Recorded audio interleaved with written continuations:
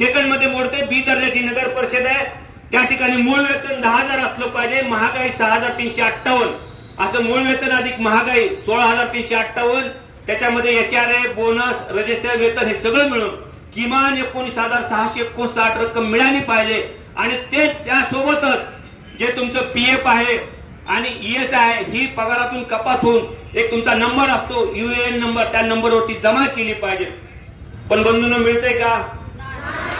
मी काय प्रश्न उपस्थित करणार नाही का, मी एकटा बोलणार नाही. एकटं बोलणाऱ्याला वेळ ठरवतात. मी मुरुडून आलो 150 किलोमीटर अंतरावरून आणि संपूर्ण महाराष्ट्र बघतोय.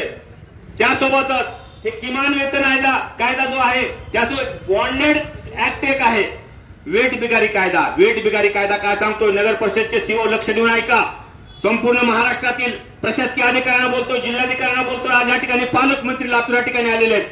मगाशी बोलत असताना मी म्हणलो काय उदगीर शहरामध्ये उदगीरला जिल्हा निर्मिती व्हावी म्हणून अनेक वर्षापासूनची मागणी आहे, का होत नाही? तर एका व्यक्तीने सांगितलं, साहेब तुम्ही बघा मोर्चा निघालाय, 9 महिने कामगाराचा पगार ज्या ठिकाणी दिला जात नाही त्या ठिकाणी तुम्ही जिल्ह्याची मागणी करताय. किती शोकांतिक आहे. एक लहानपणी चित्रपट बघायचा छंद होता. बघत असताना एका चित्रपटात हे हिरो म्हणतो, मजदूर का पसीना सूखने से पहले उसकी मजदूरी मिल जानी चाहिए. बघा किती वाक्य आहे. मी सिव्हिल इंजिनियर आहे. या शहरामध्ये काम करत असताना कामगाराचं काम संपल्यानंतर हात धुवायच्या अगोदर त्याला पेमेंट दिलं जातं. पण कायदा काय सांगतोय? लक्षपूर्वक ऐका. कायदा असा सांगतोय तुम्ही काम केल्यानंतर 1 महिन्याचं काम असेल तर पुढच्या 7 तारखेच्या आत तुम्हाला पगार मिळाला पाहिजे. मिळतो का? पगार मिळत असताना देखील तो पगार तुमच्या बँकेच्या अकाउंटला मिळाला पाहिजे. मिळतो का?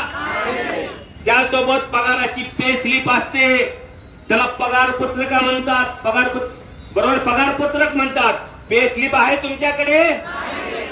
म्हणजे असे कुठलेही निकष न लाभवता काही न करता कायदा घालता नाही. या देशामध्ये संविधान लागू आहे, कायदा आहे, कायद्याचं राज्य आहे. म्हणून आम्ही अधिकाऱ्याला, संपूर्ण देशभरातील अधिकाऱ्यांना सांगतोय, तुम्ही बहुजनाचेच आहेत. राष्ट्रीय मूल्यवासी बहुजन कर्मचारी संघ ह्या देशाचे आम्ही मूळ निवासी आहेत.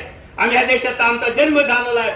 म्हणून आम्ही सांगतो अधिकाऱ्यांनो, तुम्ही कायद्यात राहाल तर फायद्यात राहाल, जर कायदा हातात घ्याल तर घरी जाल.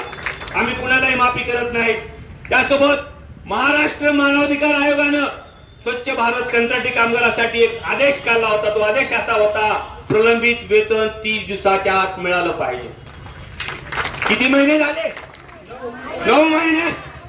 अधिकाऱ्यांनो लक्षात घ्या, आपल्याला पगार मिळाला जर 4 दिवस लेट होता असेल, विलंब लागत असेल तर तगमग करता.